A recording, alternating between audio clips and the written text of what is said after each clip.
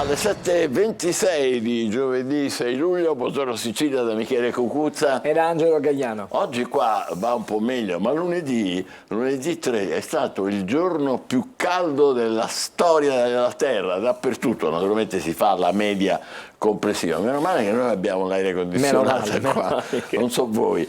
Allora, poi parleremo anche della prima volta a Catania. La prima volta vedremo quali personaggi racconteranno la loro prima volta nella nostra bella città. E poi giovani e lavoro, e qui ci sono gioie e dolori. Ma prima di tutto la cronaca, con una tragica notizia che arriva adesso da pochi minuti da Taormina. Un turista australiano di 25 anni è morto in un incidente stradale in via Garipoli, vicino al parcheggio Lumbi. Ha perso il controllo del suo scooter, è finito contro uno dei pilastri della galleria e purtroppo è morto sul colpo.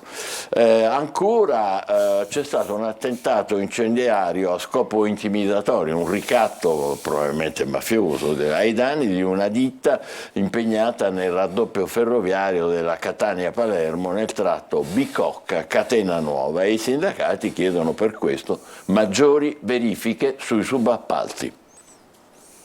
Sono arrivati di notte, hanno preso di mira uno dei mezzi del cantiere della ditta Anastasi, questo escavatore, e gli hanno dato fuoco. Era domenica notte. L'allarme ai carabinieri solo all'alba, all'arrivo dei primi operai impegnati nel raddoppio della linea ferroviaria Catania-Palermo. L'escavatore era al lavoro su questo cantiere, siamo nella tratta ferroviaria Bicocca-Catena Nuova, siamo a pochi chilometri dal centro di Catena Nuova, in un punto che si trova tra la statale 190 e la A19. Un danno da 150.000 euro, un attentato, un avvertimento, ancora tutto da chiarire. Il direttore tecnico del cantiere, Sebastiano Anastasi, ha presentato denuncia ai carabinieri. Sono amareggiato, ha detto, non riesco a spiegarmi il perché di questo atto vile nei confronti di chi cerca di costruire un futuro migliore per i propri figli nel rispetto della legalità. La ditta è una delle tante che dal 2019 sta portando avanti i lavori in subappalto per conto della WeBuild, il colosso delle costruzioni. Preoccupato il sindacato. La filiera CGIL di Catania condanna episodi gravi come quelli accaduti ieri nella Bicocca Catena Nuova.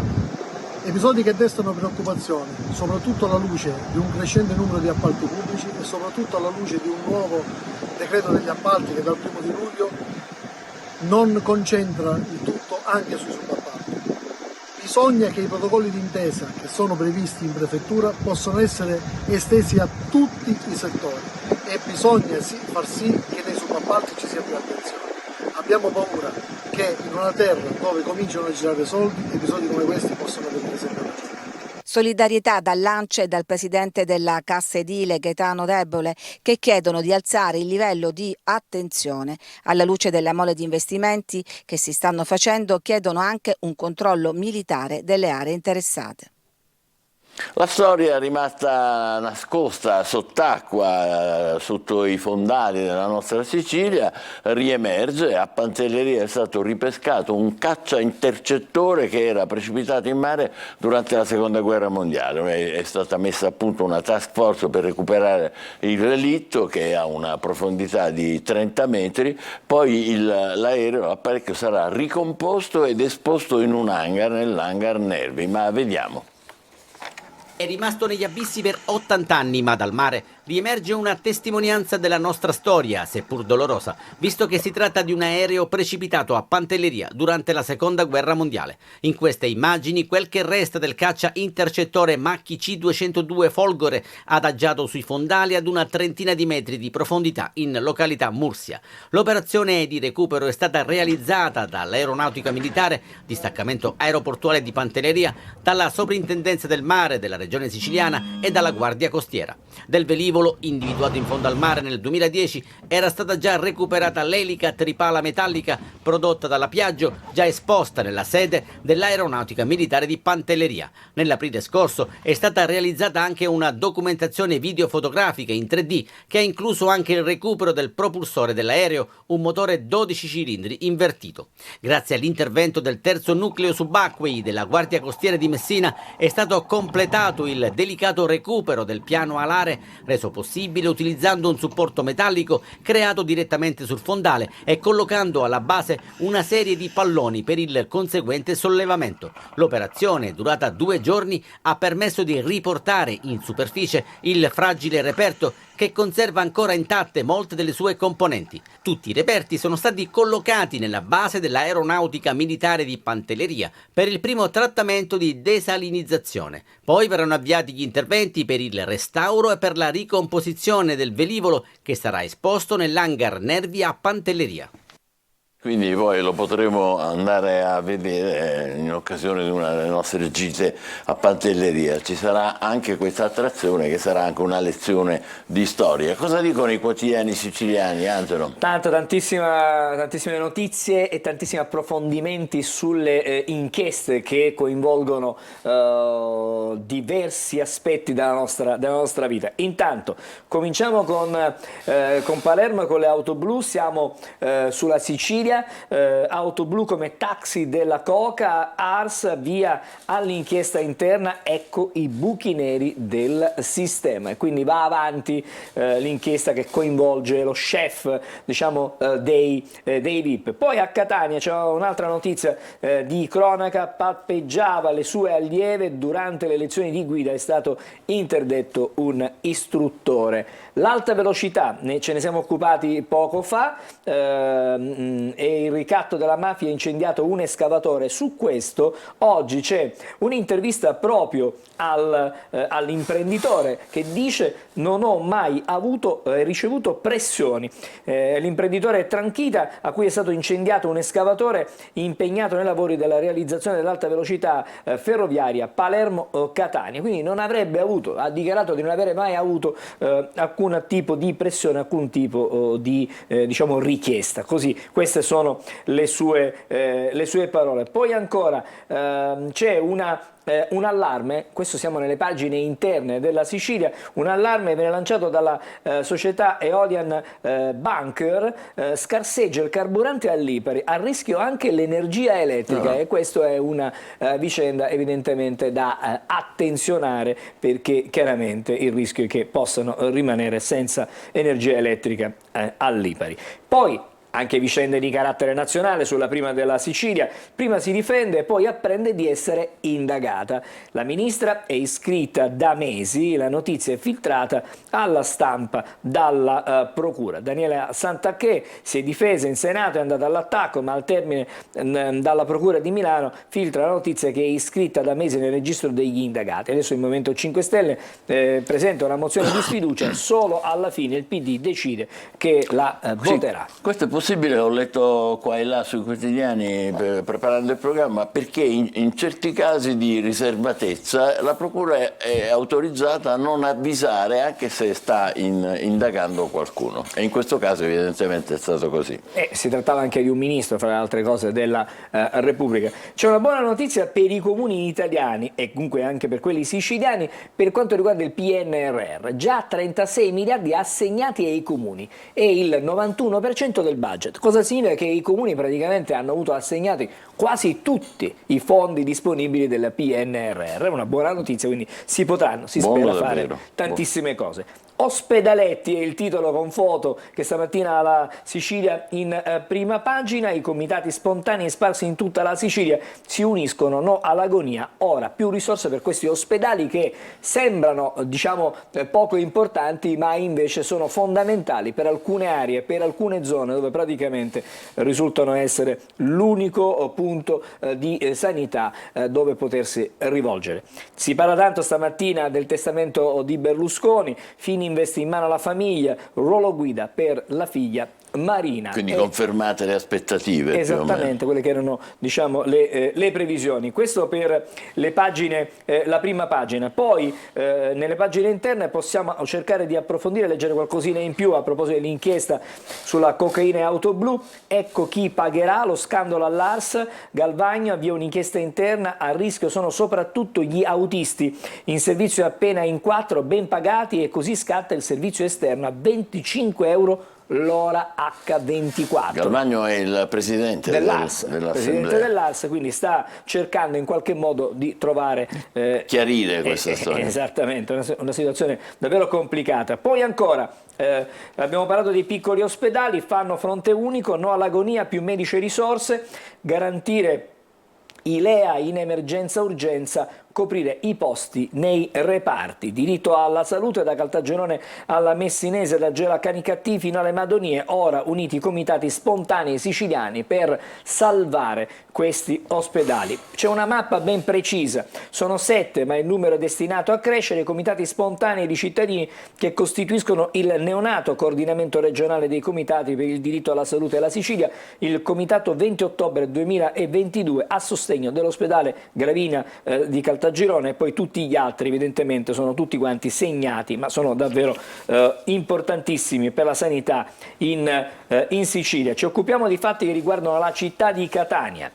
Suicida salvata prima dell'esplosione, momenti di paura sono stati per gli abitanti di una palazzia di via Pozzo ad Aci San Filippo, quindi siamo nella provincia. Donna apre la valvola di una bombola del gas nella stanza da letto, i vicini comprendono tutto, avvisano i vigili del fuoco, fortunatamente è stata un'operazione tempestiva. Tutti salvi, compresa la donna che tentava di suicidarsi. Sì, poi una notizia che ci porta ancora alla sparatoria ennesima, perché arriva la prima convalida ma ci sono altri 2 fermati. Resta in carcere con l'accusa di omicidio il 27enne fermato dalla polizia 2 giorni dopo la sparatoria ennesima. Ieri sera si sono costituite 2 persone, quindi il cerchio, stando così le cose, dovrebbe essere completo, perché in tutto si pensava ci fossero presenti 5 persone. Poi una notizia di servizio che riguarda la statale 121, lo svincolo di Paternò, la rampa d'uscita chiude per 3 giorni da lunedì prossimo, quindi anche in questo caso ci saranno problemi per gli automobilisti. Lasciamo la Sicilia, siamo adesso a Repubblica Palermo, che ha proprio in apertura la vicenda proprio delle auto blu, della cocaina e dello chef dei VIP. Coca, Miccichè, 3 ore in procura, doppia verità sull'auto di Di Pasquale, l'ex presidente sentito come testimone, versioni contrastanti del deputato PD e anche dell'autista, quindi cercheranno adesso gli investigatori, i magistrati di capire. L'autista dell'onorevole Nello Di Pasquale non ha avuto dubbi davanti ai magistrati, ha chiamato in causa il suo deputato per la trasferta serale a Villa Zito di Giancarlo Migliorisi. Fu Di Pasquale a chiedermi di accompagnare l'allora capo della segreteria tecnica del presidente dell'ARS con la nostra auto di servizio, un Alfa Romeo Stelvio, ha detto Stefano Sucato, una versione che Di Pasquale smentisce ai cronisti. Insomma, la vicenda ancora è lontana dalla risoluzione. L'ARS ritrova la voce nuovo test antidroga. Ecco la via d'uscita che ha indicato Lavardera, mi pare. Sì, il dibattito in aula e richiesta di Lavardera, come dicevi per l'appunto tu. Poi Costa Sud, spiaggia pulita dalle ruspe, mai rifiuti in strada. Evidentemente è un'estate difficile per quanto riguarda i bagnanti e chi vuole godersi un po' di serenità.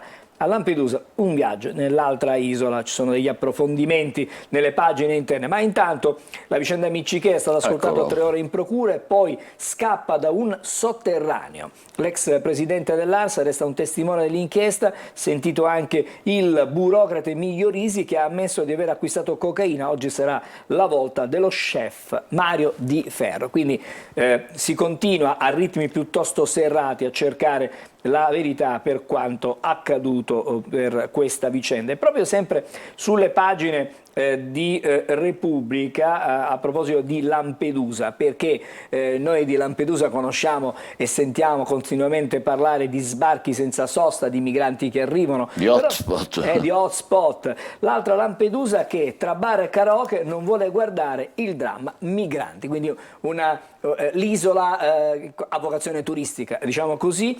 L'hotspot e gli sbarchi sembrano essere lontanissimi da quella parte dell'isola che vive di turismo. Attenzione, perché è stata aggredita una troupe della RAI. Certo, non è una bella notizia quella che viene riportata stamattina dalla edizione di Palermo di Repubblica. Adesso siamo al Giornale di Sicilia, la prima pagina del Giornale di Sicilia.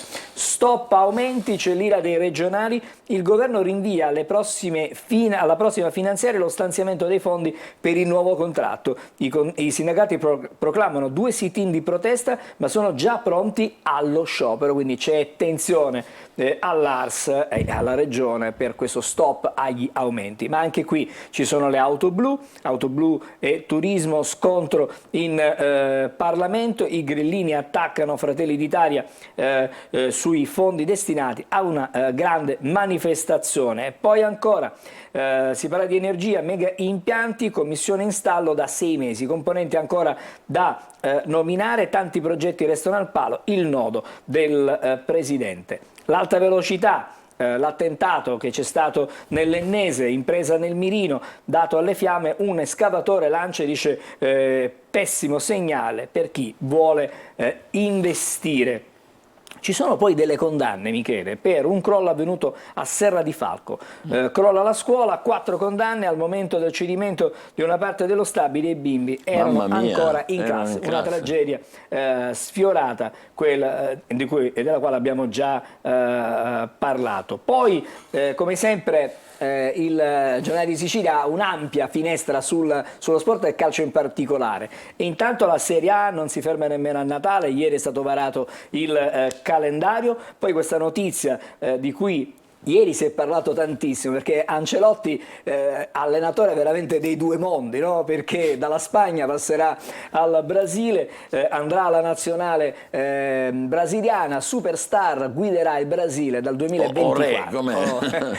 E quindi dal 2024 sarà il primo italiano, pensa, a sedere sulla panchina del Brasile. Una carriera strepitosa, costellata di successi infiniti davvero. E poi qui Corini punta in alto, obiettivo promozione, i tifosi ci sostengono, il Palermo è pronto alla nuova stagione e dovrebbe essere la stagione che potrebbe portare alla massima serie, perché sono tanti investimenti. Si parla anche del testamento di Berlusconi con la guida dell'impero proprio a Marina e c'è tensione. Questa notizia la ritroveremo più avanti. Massima allerta a Zaporizhzhia, si teme un attacco alla centrale, c'è un impallo di accuse da Kiev e Mosca, situazione davvero di grande tensione, perché basta poco per sfiorare davvero l'incidente. Siamo alla Gazzetta del Sud, parliamo della città di Messina. Tari, si apre la caccia ai fantasmi. I fantasmi? Da sanare 68.000 posizioni. Mamma mia. E la tassa, grazie agli introiti, potrebbe essere ridotta. Quindi per stanare gli evasori il Comune chiede a quasi 20.000 famiglie e aziende di chiarire il proprio status, quindi c'è una forte operazione in questo senso per cercare di recuperare se beccano fondi. Chi non paga è giusto che si abbassi la tassa un po' per tutti. Poi sulla prima pagina la Santanchè, campagna d'odio, il Movimento 5 Stelle dice va sfiduciata, l'informativa della Ministra del Turismo in Senato dopo l'inchiesta di Report, mai un avviso ma è indagata ancora, sottolineano stamattina i quotidiani. Aperto il testamento, i figli di Berlusconi adesso sanno tutto. E poi sul pericolo nucleare c'è uno scambio di accuse, la vicenda resta ancora aperta. Direi che ci possiamo fermare qui per la prima parte. Queste notizie poi le svilupperemo fra pochi minuti, dopo una breve pausa con la rassegna stampa nazionale. State con noi, buongiorno Sicilia.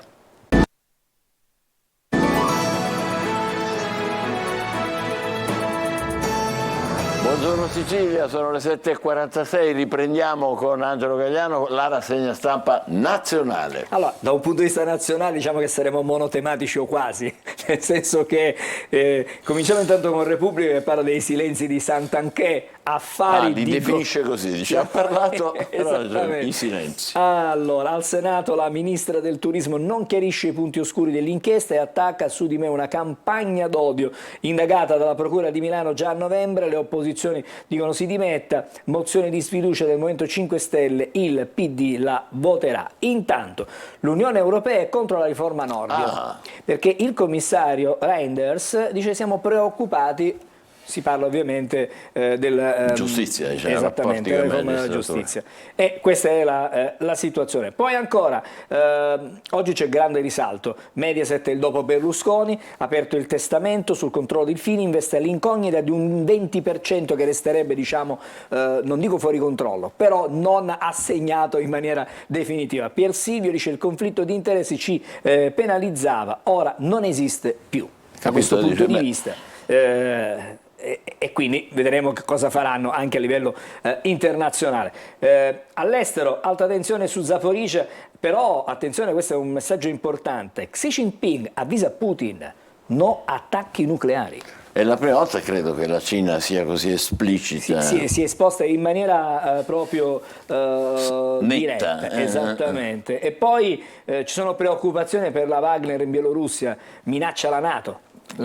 Cioè fa ancora guai pure là, pure in Bielorussia. Quindi ci sono grossi tensioni, motivi di preoccupazione per quello che sta succedendo. Come al solito noi sorridiamo, ma sono cose serissime. No, perché ormai si rischia veramente di allargare questo confine del conflitto.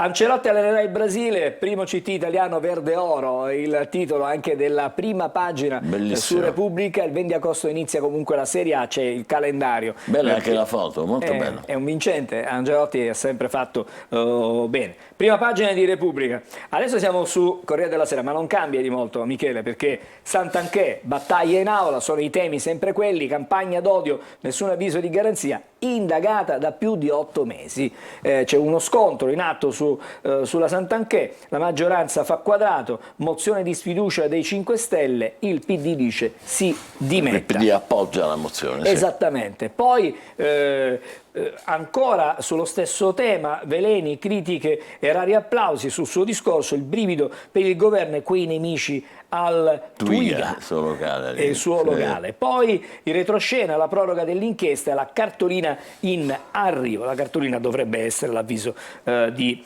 garanzia in qualche modo. Attenzione, perché la Meloni continua il suo giro internazionale, sta tessendo ancora alleanze, è andata a Varsavia, l'alleanza proprio con la Polonia, restiamo uniti, il messaggio che lancia per l'appunto la premier italiana.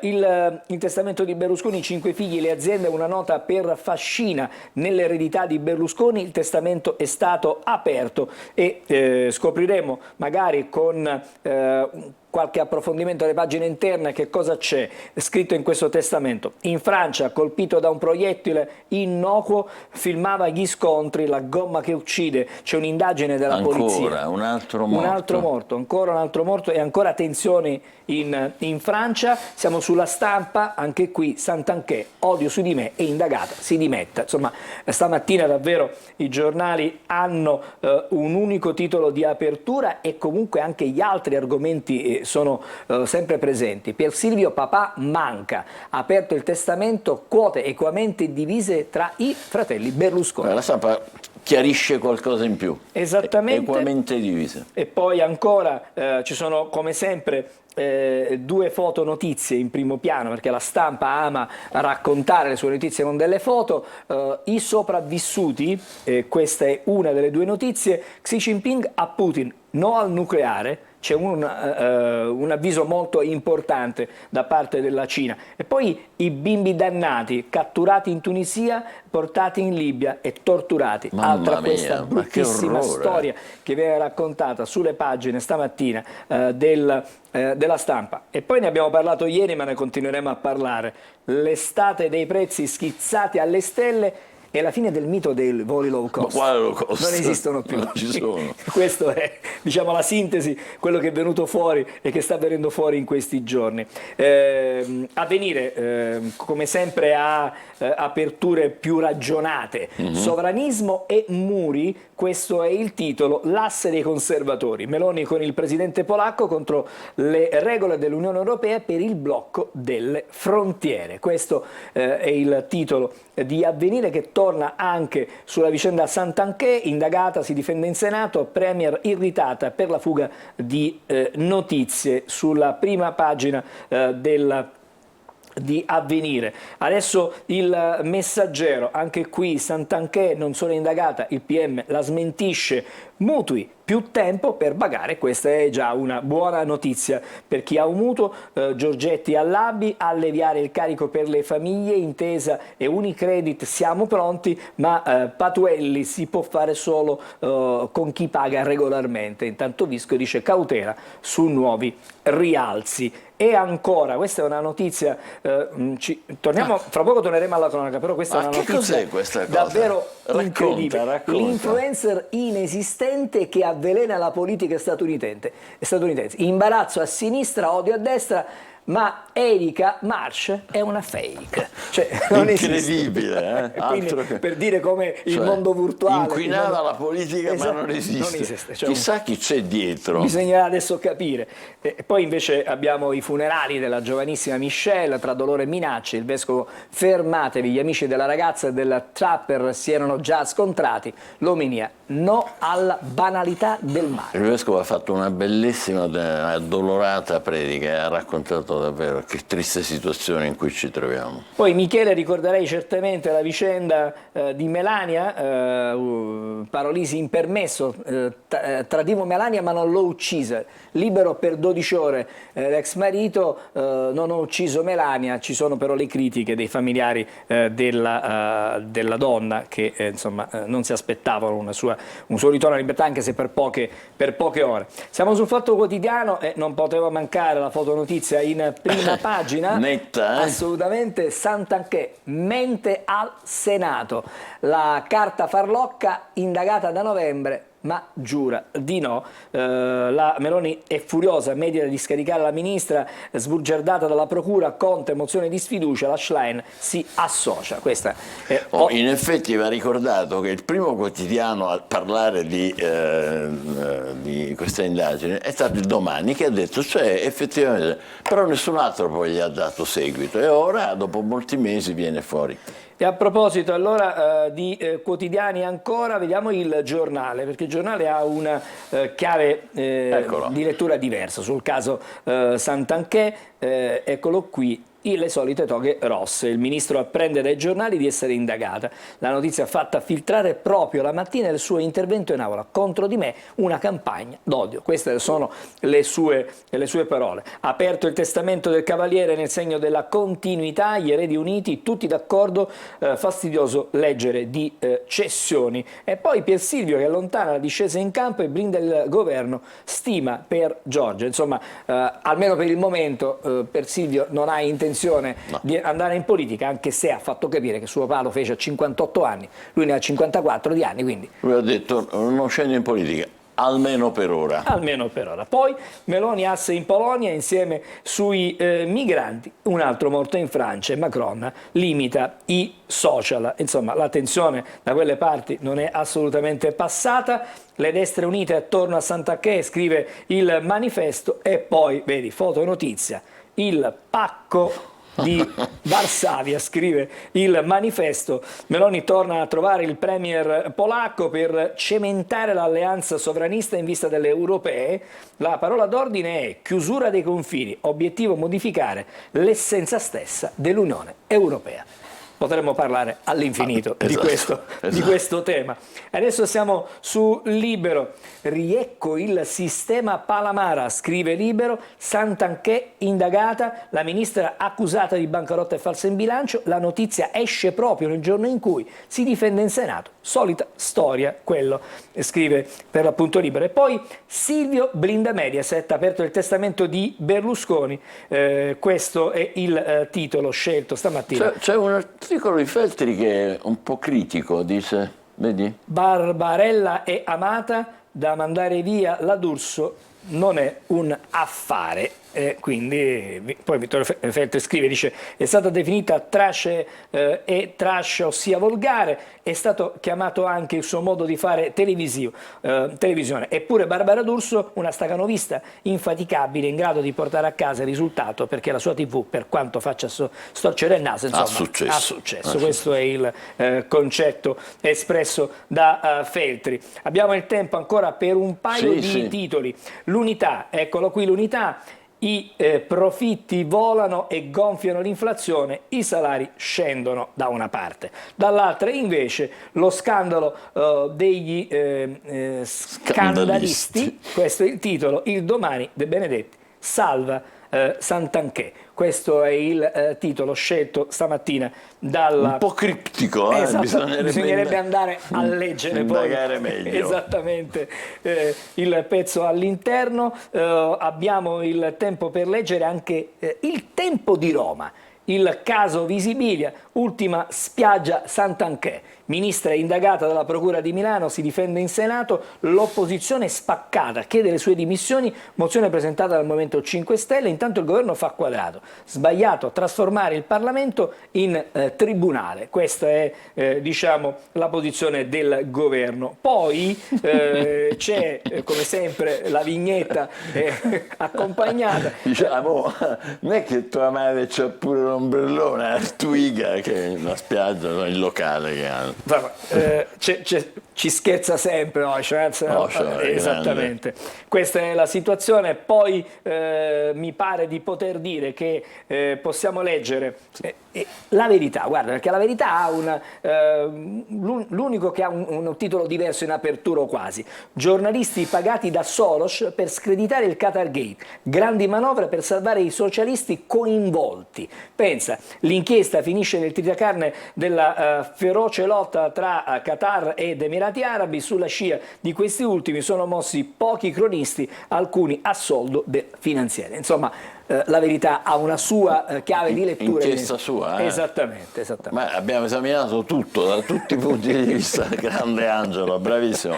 Ci fermiamo qui per pochi minuti e adesso poi dobbiamo vedere il meteo innanzitutto, perché sta per tornare il Niño, preparatevi. No, non è dalle nostre parti. Comunque vediamo il meteo. Bentrovati in aggiornamento con le previsioni di Travimeteo, situazione per giovedì con l'anticiclone interessare tutto il centro-sud Italia, cieli sereni o poco nuvolosi, temperature tra i 28 e i 33 gradi. Ancora qualche temporale verso la serata al nord Italia. Sulla Sicilia condizioni di stabilità, cieli sereni o poco nuvolosi, bel tempo dappertutto con venti per lo più deboli, mari in prevalenza quasi calmi o poco mossi sotto costa. Temperature che saranno ancora estive, di un caldo moderato, valori attorno ai 32-33 gradi su alcune zone, mentre in altre a fatica toccheremo i 30 gradi. Segnaliamo poi nel weekend l'arrivo dell'anticiclone africano con un weekend molto caldo. Venerdì cieli sereni o poco nuvolosi, bel tempo dappertutto, ancora i venti deboli, mari calmi o poco mossi sotto costa. Una bella giornata venerdì anche su tutte le zone di mare, temperature che inizieranno a crescere, dicevamo sarà soprattutto dal weekend in poi che giungerà aria bollente dal deserto del Sahara. Tutti i dettagli precisi scaricando l'app di Travimeteo. Torna a crescere la temperatura, però ancora non siamo ai livelli quelli, diciamo, di insopportabilità. Eppure il 3 luglio, che era lunedì, Angelo, è stato il giorno più caldo di sempre su tutta la Terra. Ora la temperatura media non è sorprendente, è 17 gradi,01, però tiene conto di tutto, Artide, Antartide, ghiacciai, eccetera, eccetera. Fatto sta che non era mai stata così calda la Terra. E ora, come non bastasse, come 7 anni fa, i climatologi ci avvertono che sta per tornare il Niño, che in spagnolo vuol dire il bambino, ma in realtà è l'onda calda che fa aumentare anche di diversi gradi la temperatura del Pacifico centrale e orientale. Insomma, altri guai in vista, come se non bastasse. Lo chiediamo a Daniele Ingemi di Meteored Sicilia, che è in collegamento, beato lui, sulla spiaggia a Rocca Lumera, vicino a Messina, una spiaggia tra l'altro bandiera blu, quindi simbolo della purezza delle acque siciliane. Allora, cominciamo con il Niño. Ci dobbiamo preoccupare? Che significa? Allora, diciamo subito che il Niño è un fenomeno stagionale che si verifica una volta ogni 5-6 anni e riguarda un anomalo riscaldamento delle acque dell'Oceano Pacifico centro-orientale, che peraltro è l'oceano più grande del pianeta. Generalmente questo fenomeno come si produce? Si produce a causa di un indebolimento dei venti alisei.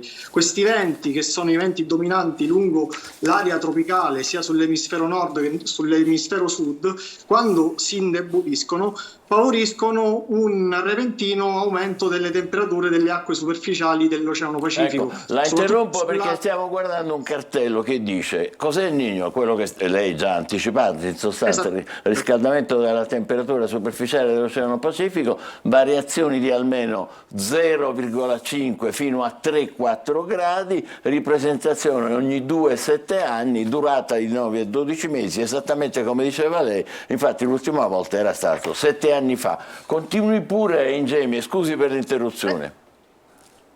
Sì, e come stavamo dicendo, appunto il fenomeno del Niño si produce quando abbiamo un indebolimento degli alisei. Questi alisei, quando perdono vigore, perdono forza, favoriscono un aumento delle temperature delle acque superficiali dell'Oceano Pacifico centro-orientale, una zona dove solitamente le acque sono fredde per la presenza di una corrente marina molto fredda che viene dall'Antartide, che è chiamata corrente di Humboldt. Quando tutto questo meccanismo si interrompe a causa dell'indebolimento degli alisei, e allora le acque dell'oceano si scaldano, tutto questo calore che nel corso dei mesi si accumula sulla superficie dell'oceano poi a lungo andare si trasferisce in atmosfera, nell'atmosfera terrestre, e va ad impattare sulla circolazione generale atmosferica. Diciamo che il fenomeno del Niño ha un impatto diretto sui partner atmosferici sul continente americano. Determinando appunto inondazioni, ondate di calore, siccità, anche ondate di freddo in Sud America. Da noi in realtà, secondo appunto recenti studi pubblicati su importanti riviste scientifiche internazionali, si è visto che gli effetti del Niño sono indiretti, cioè sono degli effetti a cascata di quello che avviene in Nord America. Generalmente da noi il clima e le situazioni meteorologiche vengono influenzate da altri indici climatici, come ad esempio la NAO, che sarebbe l'oscillazione nord-atlantica, e l'AO, l'oscillazione artica, che riguarda appunto la differenza di pressione tra la zona polare e la parte centrale dell'Atlantico, più o meno all'altezza delle isole. Ma in parole povere, Ingemi, che conseguenze ci possono essere dalle nostre parti? Diciamo che non prima di 6-7 mesi dal suo inizio. Il Niño è appena iniziato, quindi dobbiamo aspettare non prima di 6-7 mesi per avere qualche conseguenza anche sull'area del bacino del Mediterraneo. Inoltre, quando questo fenomeno noi speriamo di rivederla prima di 6-7 mesi, dobbiamo sapere tutte le cose che ci deve ancora dire. Anche perché potrebbe essere pericoloso per l'inverno, le conseguenze di questo Niño potrebbero avere ricadute nell'inverno nostro. Anche perché, scusi ancora se la interrompiamo, ma malgrado le tante chiacchiere, le polemiche, le temperature continuano a salire e a battere il record. Abbiamo appena detto che lunedì scorso è stato il giorno più caldo di tutti i tempi, temperatura media globale, segnando 17,1, è la più alta temperatura certificata da quasi 50 anni, praticamente da quando si facevano tutti questi calcoli così globalizzati e così via. Ecco, anche questo, insomma, altri guai in vista o no? Diciamo senza ombra di dubbio il Niño, diciamo, entro il mese di dicembre raggiungerà la sua fase strong, cioè diventerà un evento di portata particolarmente intensa. Si pensa che possa superare anche l'evento che abbiamo registrato nel 99, quando poi ci furono delle ondate di calore di portata storica sia sul continente nordamericano che anche qui sul continente europeo.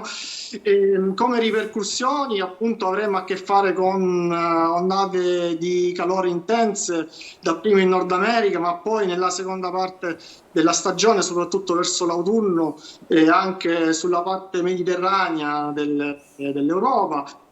Ondate di freddo sull'area sudamericana, quindi di sicuro contribuirà intanto ad innalzare la temperatura media globale, perché tutto questo calore accumulato in quello che è l'oceano più grande, più vasto del nostro pianeta non può non avere ripercussioni su scala globale. Quindi è probabile che il record che abbiamo registrato nei giorni scorsi si potrà superare nel corso dei prossimi mesi. Allora adesso veniamo a questi giorni nostri, in attesa che poi possano arrivare tutte queste conseguenze che lei ha detto, Ingemi, e cioè finora il caldo torrido siciliano non è arrivato, anche se prevedete o prevedono i suoi colleghi temperature intorno ai 40 gradi per questo fine settimana, ma a parte questa previsione non si può parlare di questo grandissimo caldo torrido in Sicilia, è vero? Diciamo che finora abbiamo avuto la compagnia dell'anticiclone delle Azzorre, salvo per un paio di giorni, che ha mantenuto, diciamo, le temperature in linea con le medie climatologiche del periodo. Ecco perché ancora, a parte ecco. non abbiamo avuto molto caldo. Purtroppo lo scenario tenderà a cambiare nel corso di questo fine settimana, perché l'alta pressione delle Azzorre sarà sostituita dall'anticiclone africano, che già in queste ore è presente tra l'Algeria, il Marocco, la Spagna. Pensate che solo ieri nel deserto algerino sono stati sfiorati i 50 gradi nella cittadina di Purtroppo quest'aria calda nel corso dei prossimi giorni, soprattutto tra sabato e domenica, si sposterà verso l'area del Mediterraneo, coinvolgerà dapprima la Sardegna e successivamente anche la Sicilia, determinerà un brusco aumento delle temperature. Il caldo infatti sarà l'elemento climatologico saliente di questo fine settimana. In diverse località dell'isola si supereranno anche i 40 gradi, in particolare tra sabato e la giornata di domenica sulla piana di Catania, sull'entroterra del Misseno, del Palermitano, sulle zone più interne dell'Agrigentino. Andrà meglio lungo le coste, dove comunque ci sono le brezze che mitigheranno un po' la calura, però l'effetto collaterale riguarderà l'umidità che sarà elevata, e quindi a lungo andare, soprattutto all'inizio della prossima settimana, questa umidità elevata, dovuta appunto all'incremento dell'evaporazione dei mari, perché anche i mari poi tenderanno a scaldarsi a seguito di questa ondata di calore, ci farà percepire una sensazione di caldo maggiore rispetto a quella che è la temperatura. Insomma, quindi si patirà l'afa. Insomma, tutti al mare questo weekend in Gemi, non c'è dubbio. Le volevo chiedere un'ultima cosa un po' curiosa che non riesco a capire bene. Bill Gates, che è miliardario ma anche uno che si interessa dei problemi del nostro mondo, ha detto che vuole oscurare il sole, leggo testualmente, usando l'aerosol così da poter controllare la temperatura del pianeta. A me mi sembra una panzana. Lei che ne pensa? Sì, in realtà ci sono delle università americane che stanno facendo degli studi analoghi nell'utilizzare, diciamo, dei gas, delle sostanze che possono in qualche modo acchiappare i gas serra e quindi contribuire a ridurre diciamo, l'inquinamento atmosferico che poi è alla del riscaldamento globale. Però al momento che io sappia è tutto in fase di studio, di elaborazione da parte di alcune prestigiose università americane, quindi di sicuro se ci saranno delle novità queste le scopriremo in seguito quando questi studi verranno pubblicati su riviste scientifiche internazionali, quindi saranno di pubblico dominio. Certo, poi lì ci vorranno miliardi e miliardi perché pigliare l'aerosol, per l'effetto serra. Volevo chiedere una sola cosa a Ingemi prima di salutarlo, perché questa è la prima vera ondata seria di caldo africano che non si esaurirà in qualche giorno, perché potrebbe durare una decina, pensa, di giorni, quindi e non si sanno se poi si potrebbe andare ancora più avanti. Queste sono le indicazioni che arrivano. Le tendenze sono del rischio di un blocco della circolazione. Purtroppo è una caratteristica degli ultimi... vuol dire che rimane caldissima, ecco questo qua. Nel senso che una volta che, faccio un esempio, una perturbazione che dall'Atlantico si muove verso il Portogallo, la Spagna e poi raggiunge il Regno Unito, rimane lì bloccata. Ecco, tutto ciò favorisce la spinta dell'anticiclone africano verso il Mediterraneo, quindi verso la Sardegna, il sud Italia e la Sicilia, e quindi una persistenza dell'ondata di calore in loco per più giorni, se non addirittura più settimane. Ecco, e questo è un riscaldamento climatico. Sì.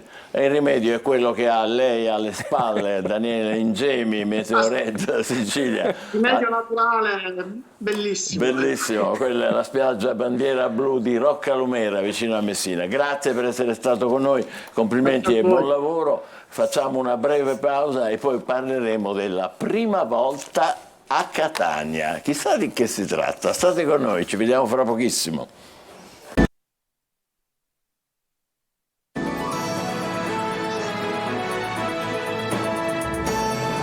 8:14, buongiorno Sicilia, abbiamo due ospiti, due colleghi giornalisti, Daniele Di Frangia e il più giovane Daniele Loporto, sono autori entrambi di questo bel libro interessantissimo e che ci incuriosisce già dal titolo. Eccolo qua, La prima volta a Catania, vedete, edizione della Sera, prefazione di Francesco Foti.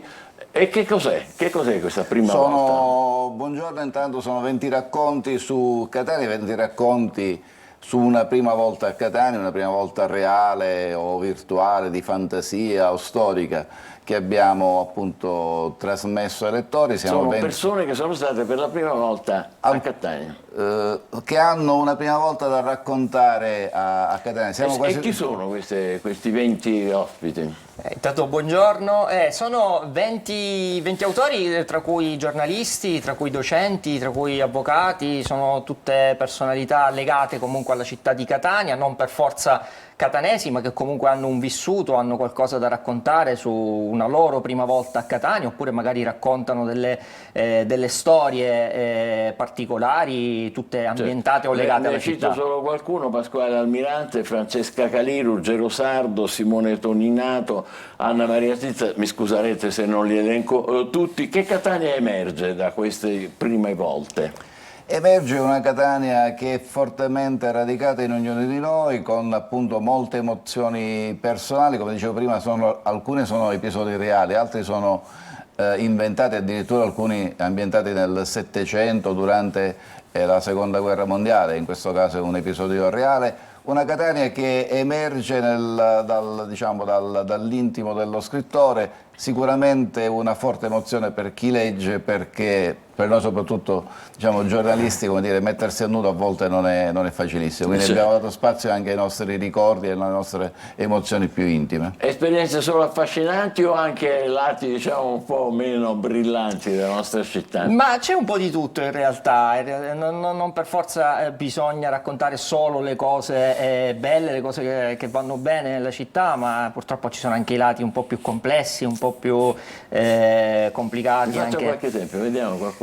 Ma per esempio c'è una scrittrice che ha un rapporto un po' controverso con la nostra città, e lo dice, nel senso che lei ha vissuto Catania da piccola, da ragazzina, poi insomma si è allontanata dalla nostra città, e ogni volta che torna ha una forte sensazione, no? Perché ricorda le esperienze passate, però poi anche quelle un pochino negative che l'hanno allontanata dalla città, e quindi lo racconta sempre, un forte amore che però l'ha spinta anche fuori.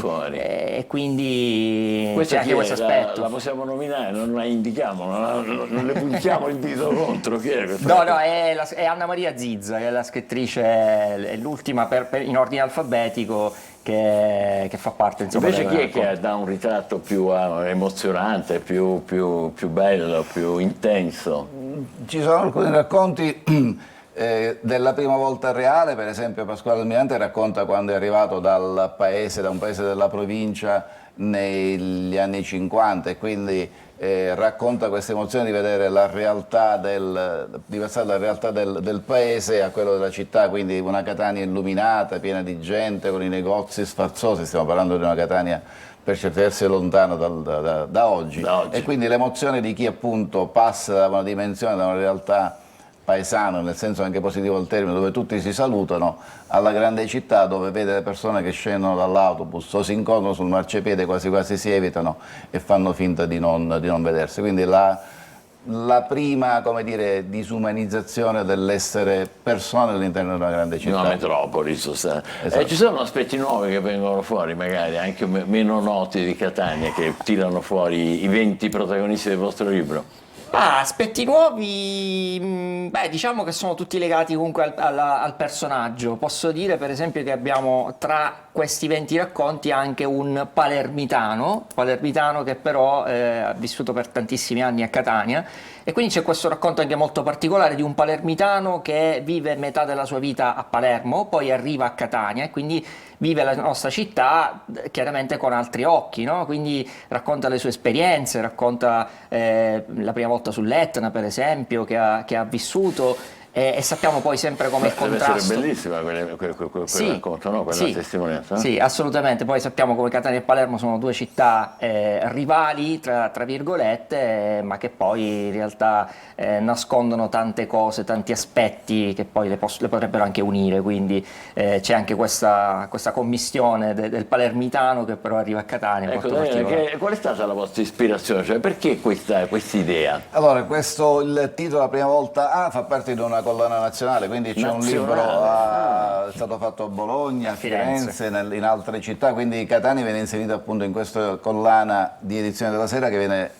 realizzata nelle più grandi città d'Italia. È la seconda, se vogliamo definirla, puntata, perché 3 anni fa uscì Catanesi per sempre, dove si faceva emergere la propria catanesità di ogni autore, sempre con le varie sfaccettature, e anche questa collana è stata presentata in altre città. Sicuramente da parte nostra è un mezzo di promozione anche culturale, turistica, si parla di personaggi reali, dal principe Biscari in un racconto appunto di Anna Maria Zizza a episodi bellici, come dicevo prima, dello sbarco in Sicilia, l'amore reale fra una ragazza di Mascalucia e un soldato tedesco. Ci sono particolari che ci fanno conoscere anche a noi, io lo definisco un libro per certi versi didattico, perché anche a noi catanesi ha fatto conoscere aspetti della città sulle quali magari non ci eravamo mai soffermati, che altri autori hanno Per esempio qualcosa che la descrizione per esempio della facciata del Teatro Massimo Bellini, davanti alla quale noi siamo passati migliaia di volte. Sì, è vero. Non ci siamo magari mai soffermati su alcuni particolari. Maria Grazia Miceli, che è una collega giornalista, un'insegnante, anche una musicista, fa una descrizione dal punto di vista architettonico e anche storico con i 3 busti di Bellini, Pacini e Coppola, che probabilmente non abbiamo visto decine di volte, centinaia di volte, e non ci siamo mai soffermati. Quindi anche questa, andarla a guardare con quel libro anche questa, davanti. diciamo, una scoperta che sembra banale, ma per molti catanesi è stata una scoperta, una novità assoluta. E ce ne saranno tante altre sicuramente. Mi viene in mente, c'è qualcuno dei personaggi che ha parlato del cibo catanese, che ha raccontato qualcosa? Sì, in alcuni racconti si parla del cibo perché è uno degli elementi diciamo, caratterizzanti della nostra città. Il piatto che magari... Forse se ne parla di più nel primo libro, Catanesi per sempre, dove appunto si valorizzava quelle che erano le caratteristiche tipiche di Catania. Sì, non siamo scesi troppo nel particolare, però i gelati e la cucina fanno parte della nostra tradizione. Assolutamente, l'identità catanese. A proposito, ecco, che Catania viene fuori in generale, complessivamente, per concludere?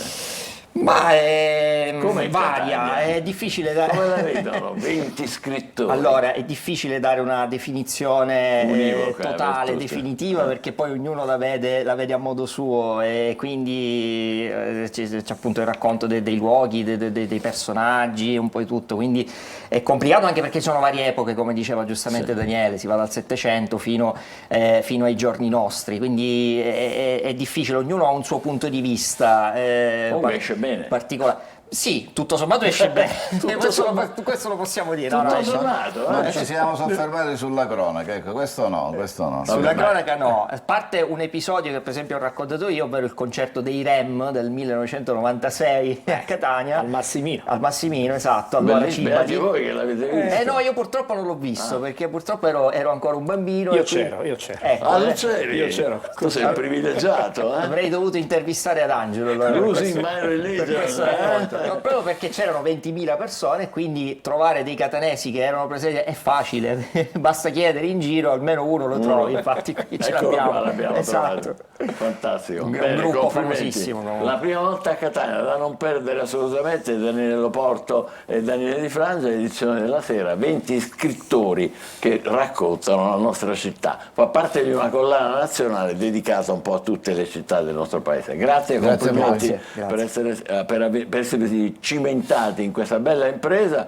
Facciamo una breve pausa, poi parleremo di note dolenti che riguardano un po' tutta la nostra regione, purtroppo, cioè l'occupazione e il lavoro, che è un problema sempre molto acuto. State con noi, grazie.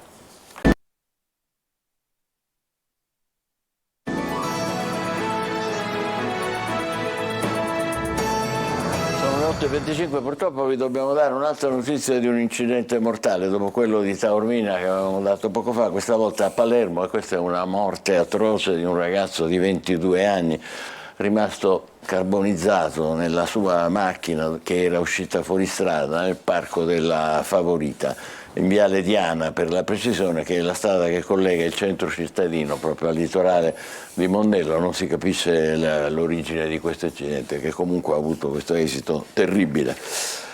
Diamo invece adesso il benvenuto al presidente di Confindustria Catania, Angelo Di Martino. Grazie per essere qua con noi. Di Martino è presidente di una holding di un gruppo omonimo, appunto attivo nel settore dei trasporti, della logistica, dell'automotive. C'ha oltre 1500 occupati fra dipendenti diretti e indotto. Dal 2009 è anche commendatore al merito. Complimenti. Grazie. Dobbiamo parlare di lavoro e di occupazione, che sono un po' come sempre i punti dolorosi della nostra regione. Innanzitutto i giovani senza lavoro nella nostra regione tra i 25 e i 34 anni sono 1,5 milioni, non sono pochi, sono 1,5 milioni, e fra loro ci sono i famosi NEET. Ormai stiamo imparando a usare anche noi questa parola inglese, NEET o NEET, cioè i giovani che non studiano e non lavorano. A sud sono il 37% e la Sicilia, fra le regioni meridionali, è quella che ha più di tutti NEET. Che situazione è? Il 25% ovviamente dei giovani non prosegue gli studi, e quindi questo è uno dei motivi per cui c'è questa grande affluenza di persone che poi o delinquono o fanno altri lavori, quindi è un discorso molto... Noi dobbiamo cercare invece, come Confindustria ce la stiamo mettendo tutta, questo è uno degli obiettivi miei, assieme a quello della zona industriale, ovviamente, che dobbiamo senz'altro riqualificare, ne parleremo. Etna Valley? Sì, la dobbiamo riqualificare, e quindi per i giovani io, assieme a tutti i nostri soci, a tutto il comitato di presidenza, abbiamo questo obiettivo di cercare di limitare, non dico annullare perché è impossibile, questa emorragia che c'è di giovani appena laureati che partono dalla nostra isola e spopolano ovviamente questi cervelli che poi vanno a lavorare fuori e poi non si sa se ovviamente tornano, perché è difficile. Noi dobbiamo creare i presupposti invece per cercare di non farle partire. E sono tutti i dati di cui lei sta parlando, Presidente, che le statistiche confermano. È drammatica la situazione per l'emigrazione dalla Sicilia. In 7 anni sono partiti più di 350.000 questo la Sicilia non se lo può permettere. Cioè una città come Catania è sparita. A Catania 25 ragazzi su 100 non completano il percorso scolastico. Vedete ancora altre classifiche della regione. La Lombardia è quella migliore, la Sicilia purtroppo è all'ultimo posto, tassi di occupazione maschile più bassi in Europa, la Sicilia col 54, poi la Calabria ancora peggio, e la Campania col 56. Noi dobbiamo cercare a tutti i costi veramente di bloccare questa emorragia, cercare ai giovani di incoraggiarli, perché un giovane appena laureato, che poi fra l'altro vanno via i migliori, almeno questa è una mia opinione, i migliori vanno via, e questo perché non hanno raccomandazioni, non hanno niente di lavoro, eccetera. È un dato che Monsignor Renna faceva notare anche qualche tempo fa, diceva se ne vanno perché non hanno santi in paradiso. Bravo, sì, verissimo, non hanno santi in paradiso e vanno via, perché un giovane che non conosce nessuno eccetera dice cosa devo fare qua. Invece noi dobbiamo creare, secondo me sono i migliori che vanno via, sono veramente quelli cervelli che sono quelli che io sto lavorando per cercare di farli rimanere in Sicilia. La Confindustria sta mettendo in campo un discorso molto importante. Intanto stiamo facendo una nostra a tutti i soci eccetera, di quando prendono, stiamo lavorando anche con l'università per questo, ovviamente abbiamo già una collaborazione stretta, perché questo è anche un discorso che interessa sia all'università ma interessa a tutti i catanesi e soprattutto agli imprenditori, perché l'imprenditore non può permettersi di prendere un laureato perché è offensivo e poi fanno uno stage di 6 mesi, un anno eccetera e ci danno 500-600 euro, non è possibile.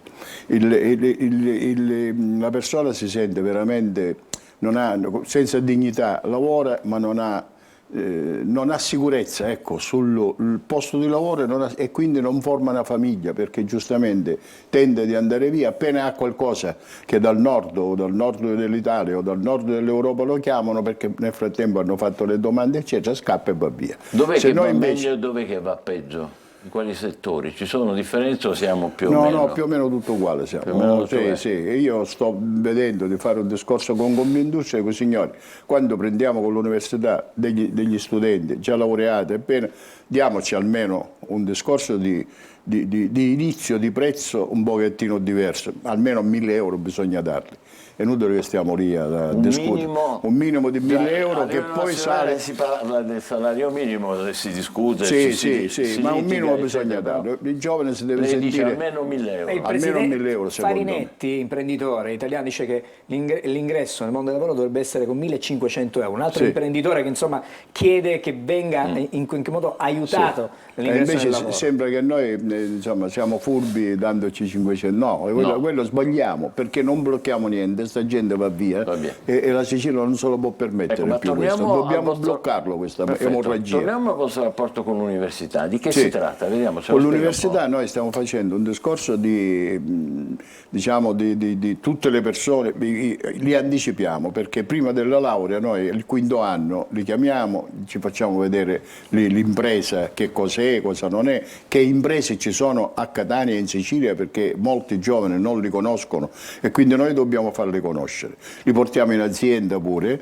col professore Faraci abbiamo anche un accordo, ovviamente, che adesso appena, insomma, penso ormai a settembre, faremo un gruppo di giovani che riportiamo in giro nelle aziende, quelli più qualificati. Sì, non ci sono solo a Catania, per esempio, la ST, l'Enel, le Travalle, ci sono delle imprese che si possono, non sono grandi come loro, però sono delle grandi imprese che dobbiamo cercare noi, questa gente, di mandarle anche lì, perché lì c'è occupazione. Questa è un'iniziativa molto importante, secondo me. Sicuramente, certo. Perché forse è la prima volta che si tenta di fare questo, cioè domanda e offerta che si incontrano. Certo. Perché questo è uno dei problemi, tra l'altro, un paradosso, in una situazione in cui il lavoro apparentemente non c'è. Poi tante volte voi dite, ma noi cerchiamo e non li troviamo. È vero questo, perché ricerca non li trova, ma ricerca come? Perché vede, oggi i giovani, io penso che sono più intelligenti e più furbi di quello che noi crediamo. I giovani cosa desiderano? Lavorare sì, però lavoro remunerato giusto, devono avere una sicurezza sul lavoro, che non va avanti lavorando eccetera, e allora sì che tendono a formarsi una famiglia, fanno dei figli. Questo che ci vuole in una società, ovviamente, e in Sicilia ha bisogno di questo, perché se vanno tutte via ovviamente qui restano solo i muri e quindi, questo non ce lo possiamo permettere noi. Quindi questo diciamo, blocco avviene, lo conferma, certo. Cioè delle volte voi cercate e non trovate. E non trova. I motivi sono questi però, che non si trovano. Perché noi dobbiamo cercare invece di pagarle diversamente. Pagarli, questa è la prima, sì. È il minimo, quello che diceva perché lei. Purtroppo almeno 1.000 euro bisogna dare. Anche perché il reddito medio giovanile dalle nostre parti è uno fra i più bassi d'Europa. Infatti fino a 30 anni mediamente un giovane italiano, qua non siete chiamati in causa voi, certo. In generale percepisce meno di 1.000 euro al mese, ma 600-700 euro quando glieli danno. E questo incentiva anche il lavoro nero. Certo che lo incentivo. Io so di aziende, per esempio, anche nel commercio, eccetera, che danno 400-500 euro. È offensivo. Per un giovane che ha già 24-25 anni non bisogna farlo questo, anzi bisognerebbe incoraggiarlo il più possibile per cercare di dire vedi, qui ci sono le aziende che ti possono mantenere e darti la sicurezza sul lavoro e dare tutto. È inutile che vai al nord, perché poi al nord sì, ci danno 1.900, 1.100, ma non è quello il punto, non è solo quello, voglio dire. Però se qui li trattiamo bene e ci facciamo capire che anche in Sicilia ci sono delle aziende che sicuramente daranno sicurezza a voi giovani, loro difficilmente scappano, e fargliele conoscere materialmente, cioè i giovani vanno portati nelle aziende, cosa che noi stiamo iniziando a fare. No, la Confindustria lo fa da anni, perché abbiamo un discorso addirittura con le scuole inferiori, anche scuole medie eccetera, ogni anno portiamo centinaia e centinaia di studenti nelle aziende, ne scegliamo una, e loro vedono tutta la catena di produzione e si rendono conto qual è il lavoro. Mi sembra domani ci aspetta. Un'impostazione, se posso permettermi, davvero importante e positiva, anche perché, ripeto, al sud per esempio i lavoratori senza contratto, a proposito del lavoro nero, al sud sono, secondo le statistiche, quello che si riesce a calcolare, 3,5 milioni, che è una cifra francamente inaccettabile. È inaccettabile. Allora io le volevo chiedere questo in conclusione. I suoi progetti sono estremamente interessanti, glielo dico non per piaggeria, ma proprio perché ne sono convinto, ma il lavoro non lo dà le istituzioni, siete voi che noi dobbiamo aiutarli. Ma il rapporto con le istituzioni a Ottimo. Il rapporto con le istituzioni, posso dire, io è da 60 giorni che sono presidente, quindi è molto presto. Il giorno 12 abbiamo già il primo incontro con tutte le istituzioni, questo lo annuncio anche come... cosa gli direte? Cosa chiederete? Ma non solo per i giovani, noi l'abbiamo perché desideriamo che venga riqualificata la zona industriale di Catania, che deve diventare veramente un fiore all'occhiello di Catania, non una zona industriale che è adesso, come si trova adesso. Cosa manca? E ne sono... Prego. Cosa manca?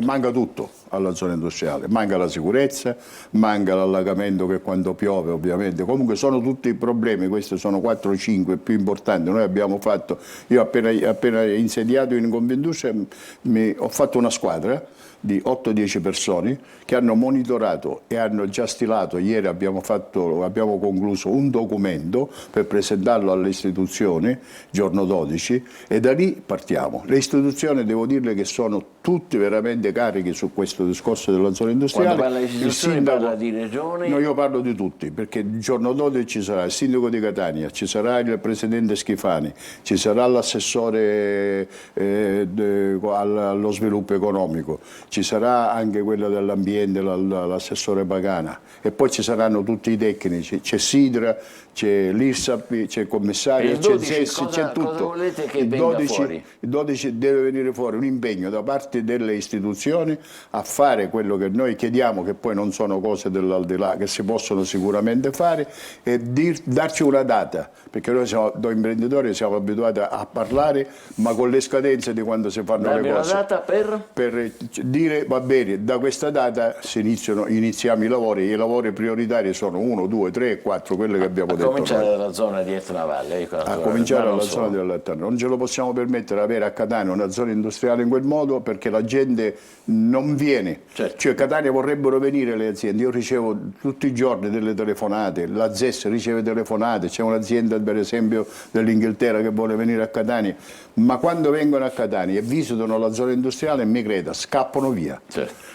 E questo l'ha capito benissimo il sindaco, perché ha tenuto come me la delega della zona industriale il sindaco, perché vuole a tutti i costi sistemare la zona industriale. E questo anche me l'ha detto il presidente Schifani l'altro giorno che ci siamo visti, dice la zona industriale di Catania va sistemata, non è un discorso di soldi, è un discorso di progetti, facciamolo assieme, vediamo da dove partiamo, che cosa dobbiamo fare, perché così non è possibile andare avanti. avanti. E noi terremo i nostri riflettori puntati su questi vostri progetti che ci sembrano estremamente importanti e decisivi. Grazie e buon lavoro. Angelo Di Martino, presidente di Confindustria di Catania. Adesso tiriamo un po' il fiato, ci facciamo due risate insieme. Scusate per l'interrompimento. No, ti volevo chiedere una cosa, visto che tu sei uomo di televisione, sei la cultura della televisione, mi sai dire se dopo insieme mandano a Peppa Pig? La maiala? No, ma davanti ai bambini non si dicono queste cose. Cos'è? È la maialina. La maialina. La maiala è sua madre. No, vabbè, vabbè. Così si chiama. Ho sbagliato la io. conoscete a Peppa Pig? Sì, ho capito. È famosa da sconchiuduta. Sì. Signora, io non la sopporto, ma si muove i nervi peggio di mia suocera, guarda. Addirittura? Sì, c'ha questa voce proprio fastidiosa. Stanno a Peppa Pig. Sì, ho capito. Sì. E questo è mio fratellino Giorgio. No, che indica? Perché fai indica a me che Sì, c'è? se ci somiglia. C'è questa voce che appare Mario Giordano. No, sì, ho capito, adesso l'idea. Così. Non faccia... Fa così, Sì, ho capito. così, vedi, ci sono i bambini che pure se lo guardano. Certo. No, comunque a me sta Peppa Pig non la sopporto perché è un po' antipatica e pensano solo a lei i genitori, perché c'è sto fratellino Giorgio che non parla, signora. C'è parole, sapo piccerino, dinosauro. A me mi fa una pena, ma poi dico scusate, cioè sono 40 puntate che sto bambino non parla, ma i genitori non se ne accorgono. Ma di cosa Dico, portatelo da un logopedista. Logopedista, ho capito. Il logopedista, l'alma ci va, invece no, stanno sempre a pensare a Peppa, antipatica. Ma questa la colpa è di suo papà, certo, perché... Il maiale.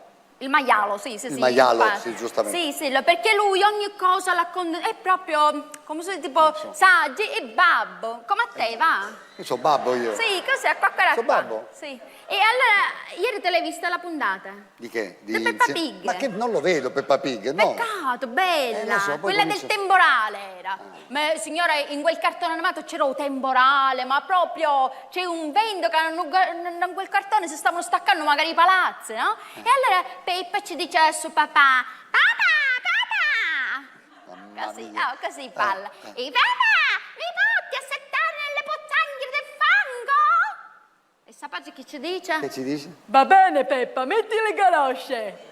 Le galosce. Galosce. Ma che sei cretino col temporale la bambina mette le galosce? Levici ste galosce che ci viene la broncopolmonite. È un cartone animato. Oh, e ci ha portato a Sciamonite. Veramente? Ci ha portato. Ma poi io dico, ma che caspita su ste galosce? Le galosce sono queste calzature, diciamo, impermeabili. Allora te lo sei visto il No, programma? so cosa sono le galosce, non è che ho visto Peppa Pig e ho imparato le galosce, lo C'è sapevo. quell'altro pure che si guarda, non lo so ma se tu lo conosci, a Bing. Che è un altro Bing cartone? lo conoscete, il cartone di Bing. È il coniglietto di colore. Sì, Coniglietto? di colore. Che coniglietto di Nero colore? si può dire in televisione. Sì, certo, si può dire in televisione. Un coniglietto E nero. poi un coniglietto di colore, il coniglietto Sì, nero. che sta con Floppy è sto Tutti pupazzo. li sa. Certo, con i bambini, è un pupazzo di pezzo arancione che ci arriva sotto all'ascella, ma ci bada. Non si capisce questo, se è suo padre, suo zio, se è uno, forse è un abusivo che ci ha occupato la casa. Ma che non si esprima Non così. si capisce. Fatto sta che sto flop, qualsiasi cosa Bing combina, ditemi se non è vero, ci spacca il lampadario, ci strazza la tenda, qualsiasi cosa ci sfascia mezza casa, se ne esce dicendo è una cosa da Bing. Ma perché fate l'applauso? Cose da pazze. Che poi sa qual è il problema, signora? Che i bambini vedono le cose e le ripetono. Quello l'altro giorno, mio figlio Sandino, con la pallonata spaccò la vetrata. Perché c'era mio marito nervosissimo. Ci disse, oh Sandino, ma perché l'hai faciuto? Al bambino. Sì, poi ci disse, è una cosa da Bing. A mamma e continuò, è una cosa da Bing, una cosa da Bing. Mio marito ci ha detto, sì Sandino, per te è una cosa da Bing, ma ora per noi è una rottura di Bing. No, ho capito bene, ho capito bene. Grazie. Sono problemi. Stasera alle 21:30 insieme. Adesso vediamo chi sarà il fortunato o la fortunata sotto analisi del nostro astrologo Marco Amato in collegamento con noi. Buongiorno. Buongiorno. Buon caffè, Buongiorno, beato Cecilia, lei. Buongiorno Michele. Grazie. Allora, oggi ho scelto un personaggio interessantissimo che si allaccia anche a un discorso molto prezioso che è stato condotto poco fa, è il signor Ancelotti. È brevissimo allenatore, un pezzo di storia del calcio sicuramente. Egli è un gemelli ascendente vergine. In entrambe le configurazioni Mercurio regna sovrano. Mercurio piè veloce, Mercurio alato, messaggero degli dei che collega due mondi. Ecco la particolarità qual è? La mercurialità sicuramente è ciò che fa muovere tutto, sia nella comunicazione che nella logistica, negli scambi e nel commercio. Allenatore sia italiano che spagnolo e per la prima volta nella storia del calcio un allenatore italiano che andrà ad allenare una squadra sudamericana. Il Brasile, sì. È un unicum, ecco, è un dato molto prezioso che fa onore sicuramente alla carriera del signor Ancelotti, ma anche alla tradizione storica del calcio italiano, che è sempre stato uno dei migliori al mondo. Ecco, non sono molto ferrato sull'argomento per natura calcistica propriamente, però sicuramente il calcio è sempre stata una delle note italiane più forti. La bravura del soggetto oggi la volevo nucleare proprio passando per il pianeta Mercurio, che configura entrambi i suoi segni zodiacali. Mercurio è comunicazione, è didattica. Parlare e comunicare è sicuramente quello che può aver costituito il suo talento nel tenere insieme una squadra. Mercurio per adesso è il pianeta che gestisce Gemelli e tra poco anche il Cancro, per cui ottimo per gli Aria, quindi Acquario Bilancia, un po' meno per Capricorno e Sagittario. A proposito di Mercurio, un discorso molto prezioso e interessante mi sovveniva quando il presidente delle Camerali, che saluto tra l'altro come collega perché anch'io sono un presidente camerale a Palermo, lavoro per le Camere di Commercio. Complimenti. Grazie, sono come tutti gli Acquario, sono poliedrico. Io mi occupo di tutti quei progetti commerciali e lavorativi che hanno a che fare col valore aggiunto che può essere culturale o artistico. Ecco, nelle nostre città che sono talmente piene di storie, Catania e Palermo, recuperare un antico mestiere oppure recuperare proprio il luogo, il plesso e dare un valore aggiunto con l'attività commerciale è proprio quello che migliora il milieu commerciale urbanistico della città. Io in particolare mi occupo di questa branca. A proposito di questo, il progetto proposto dal collega era meraviglioso, sono d'accordo con te Michele che era veramente interessante, e proprio in termini di interesse è proprio su Mercurio che ruota questa concettualità, proprio perché interessare i giovani velocemente e subitaneamente a quello che può essere la struttura del guadagno e della velocità è fondamentale. Non bisogna aspettare troppo tempo per formare i giovani all'educazione lavorativa, proprio perché come l'argento vivo che Mercurio rappresenta si diluisce tutto, scappano, cercano altri tipi di adattamento, quindi educare subitaneamente i ragazzi giovani fin dall'università che il guadagno, che non è affatto un concetto che sminuisce o svaluta la qualità del lavoro, si deve pur parlare di denaro, proprio perché Mercurio ci insegna che ha anche dei mercanti e del commercio.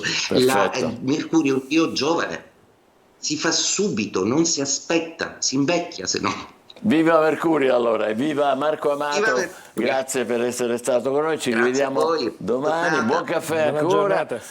Angelo, quanto c'entra Mercurio con Ancelotti? No, con Ancelotti non lo so quanto c'entra, però Ancelotti ha fatto davvero tantissime cose incredibili. Io volevo tornare, se sei d'accordo Michele, sul testamento di Berlusconi, i numeri. Così abbiamo un'idea, perché ci dicono questi numeri che cosa? Per gli eredi ci sono 4 miliardi di valore, il patrimonio complessivo è pari a circa 4 miliardi, oltre a Fininvest anche molti immobili, tra cui le grandi ville detenute dalla holding Dolce Dragua. Poi i dividendi milionari, perché pensa che nel 2022 distribuirà 100 milioni di dividendo agli azionisti, nei 5 anni precedenti il solo fondatore ha incassato cedole per oltre 300 milioni di euro.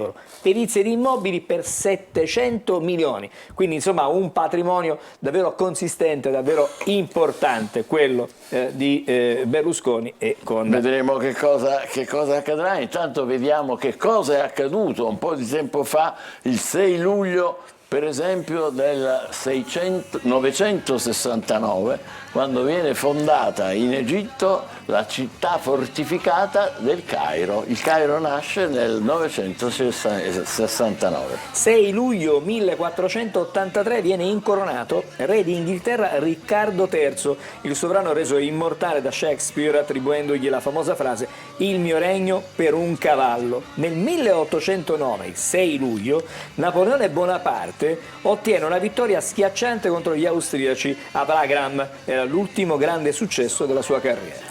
Il